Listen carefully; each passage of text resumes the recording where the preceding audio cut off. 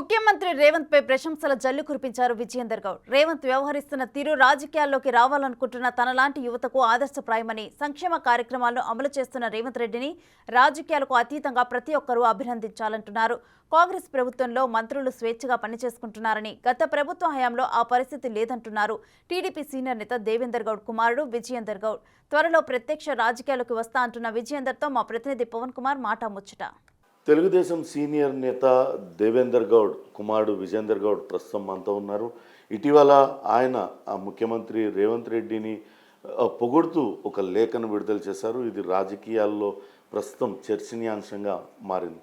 ప్రతిపక్ష పార్టీలు లేకుంటే ప్రత్యర్థి పార్టీ నేతలు మంచి చేసినప్పుడు మంచి అనే చెప్పాలి, పొగడ్తకు అర్హమైన వాళ్ళను పొగడాలి అంటూ విజయేందర్ గౌడ్ చెప్తూ ఉన్నారు.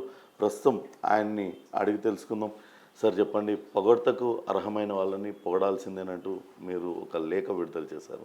రేవంత్ రెడ్డిని ఇప్పుడు ఏ సందర్భంగా మీరు పొగడాల్సి వచ్చింది? ప్రత్యేకించి రేవంత్ రెడ్డి గారు ఏదైతే కార్యక్రమాలు చేస్తున్నారో అది ఖచ్చితంగా ప్రభుత్వ పరంగా కూడా లాట్ ఆఫ్ డెవలప్మెంట్ చేయడం జరుగుతూ ఉంది. దానికి తోడు ఆయన హిస్టారిక్గా ఇప్పుడు నాన్నగారు చేసిన, దేవేంద్ర గౌడ్ గారు చేసిన అభివృద్ధి కార్యక్రమాలన్నీ అప్రిషియేట్ చేయడంలో ఆయన ఖచ్చితంగా మెచ్చుకోవాల్సిన విషయం. ఎందుకంటే ఎవరు కూడా ముందుకు రావడం కానీ అట్లా అంత ఈజీగా ఎవరు కూడా అప్రిషియేట్ చేయరు.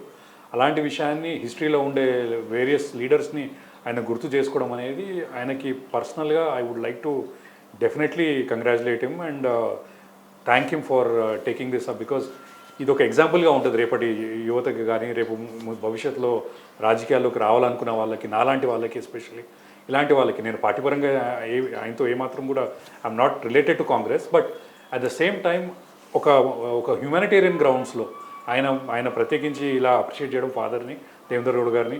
అండ్ మళ్ళీ ఆ విషయంలో నాన్నగారు తరఫున నేను ఆయనకి కృతజ్ఞతని చెప్పాలనే విషయంలో నాకు కొంచెం ఈ పర్టికులర్ విషయం తెలియజేయాలనేది నా ఒక ముఖ్యమైన ఉద్దేశం. ముఖ్యమంత్రిగా పదవి బాధ్యతలు చేపట్టి దాదాపుగా 100 రోజులు కంప్లీట్ అయిపోయింది, 3 నెలలు గడిచాయి. ఈ 100 రోజుల కాంగ్రెస్ పాలన, రేవంత్ రెడ్డి మార్క్ పైన మీరేం చెప్తారు?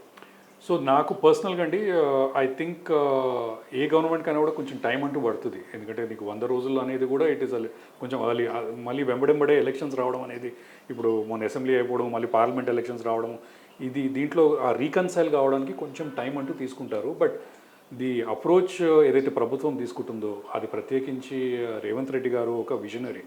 నాకు పర్సనల్గా కూడా ఆయన బాగా పరిచయం కాబట్టి ఆయనతో మాట్లాడినప్పుడు కానివ్వండి, నేను చూసిన ఆయన ఒక విజన్తో ఒక ప్రజల్లో నుంచి వచ్చిన మనిషి కాబట్టి ఖచ్చితంగా ప్రజలకు ఉండే ఇబ్బందులు ఏంటనేది ఆయనకి ప్రత్యేకించి నాకు తెలిసి అవగాహన ఉంది. అండ్ దాని తగ్గట్టు కూడా అండ్ ఇంకొకటి ఇంపార్టెంట్ అనే విషయం టీం వర్క్. అన్లైక్ ఇంతకుముందు గవర్నమెంట్ వర్సెస్ ఇప్పుడున్న గవర్నమెంట్లో చూసిన విషయాలు ఏమంటే, ఈరోజు ఉన్న మంచి నాయకులు ఉత్తమ్ కుమార్ రెడ్డి గారు కానివ్వండి, బట్టి విక్రమార్ గారు కానివ్వండి, మధు యాస్కి గారు కానివ్వండి, are you take any other leaders, మన పొంగులెట్టి శ్రీనివాస్ రెడ్డి గారు కానీ, ఆల్ దీస్ లీడర్స్ వీళ్ళందరికీ కూడా ఈక్వల్గా ఒక మంత్రి అంటూ ఆయన మంత్రులు చేయాల్సిన బాధ్యతలు, మంత్రులు చేయాల్సిన ఏదైతే కార్యక్రమాలు చేయాలనో ఆ ప్రతి ఒక్కరు కార్యక్రమాలు ఎవరు పనులు చేస్తున్నారు. మంత్రులు చేయాల్సిన పనులే ఇవి. అలాంటిది ఒక మనిషి ఒక వ్యక్తిగతంగా కాకుండా ప్రతి ఒక్కరు మంత్రిగా ఉన్నప్పుడు ప్రభుత్వం ఆటోమేటికలీ మీకు ఖచ్చితంగా మీకు ముందుకెళ్తుంది. ఎందుకంటే గత బీఆర్ఎస్ ప్రభుత్వం అట్లాంటిది కనిపించలేదు. నేను ఆ విషయంలో నేను ఖచ్చితంగా నేను కుండబగిలిని కూడా చెప్పగలుగుతాను. ఆ విషయంలో మంత్రులుగా లేకుండానండి, అది ఉత్త ముఖ్యమంత్రి గారు కానివ్వండి, వారి కుటుంబ సభ్యులు తప్ప మిగిలిన వారు ఎవరు కూడా పని చేసినట్టయితే ఇక్కడ కూడా కనబడలేదు మాకు.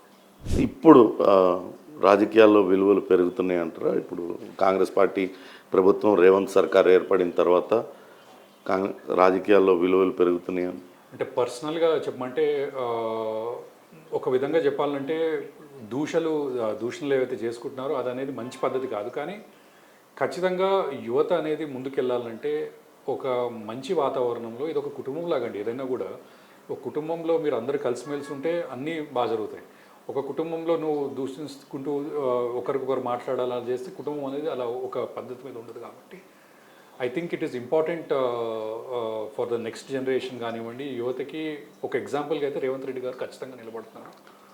ఒక సీనియర్ పొలిటీషియన్ కొడుకుగా మీరు మీ ఫాదర్కి అప్పుడప్పుడు ఏమన్నా సలహాలు ఇస్తుండే వల్ల రాజకీయాలలో?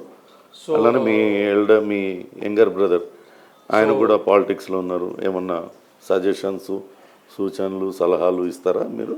అంటే ఖచ్చితంగా అది ఒక రాజకీయ కుటుంబం నుంచి రావడం జరిగింది కాబట్టి మేము రాజకీయం అనేది మా ఇంట్లో మామూలుగా పలు సందర్భాల్లో మాట్లాడడం అనేది ఖచ్చితంగా చేస్తూ ఉంటాము.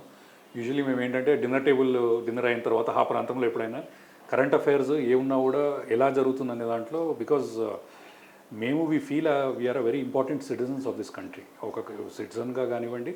అండ్ రేపు మాకు ప్రజల కోసం ఏదో చేయాలనే తపన అనేది నాకు పర్సనల్గా కానివ్వండి. మా తమ్ముడైతే వీరేందర్ గౌడ్ ఆల్రెడీ బీజేపీలో ఉన్నాడు, ఆయన కృషి ఆయన చేస్తున్నారు. అండ్ ఫాదర్ చేసిన ఏదైతే విజన్ ఉందో తెలంగాణ కోసము ఆర్ దేశం కోసం అయితే చేయాలనేది ఆ తపన అనేది ఆయనలో ఉందో అది మేము ముందుకు తీసుకెళ్లాలనేది మా ఒక ప్రత్యేకించి మాకు ఇంట్రెస్ట్ అనేది ఉంది. సోషల్ మీడియాలో యాక్టివ్గా ఉన్నారు, సోషల్ ఇష్యూస్ మీద కూడా రెస్పాండ్ అవుతున్నారు. అంటే మీరు కూడా త్వరలో పాలిటిక్స్లోకి వచ్చే ఆలోచన ఏమన్నా ఉందా మీకు? అంటే నాకు పర్సనల్గా రాజకీయాల్లోకి రావాలనేది అయితే ఇంట్రెస్ట్ ఉందండి, నేను ఉన్న విషయం అది. కాకపోతే అది ఎప్పుడు సందర్భం బట్టి ప్లాన్ చేసుకుందాం అనే దాంట్లో ఉన్నాను. సందర్భం ఎందుకంటానంటే నేను ఈరోజు ఇంతకుముందులాగా లేవండి రాజకీయాల్లో ఉండాలంటే కూడా కొన్ని ఫౌండేషన్ అంటూ తయారు చేసుకోవాల్సి ఉంటుంది.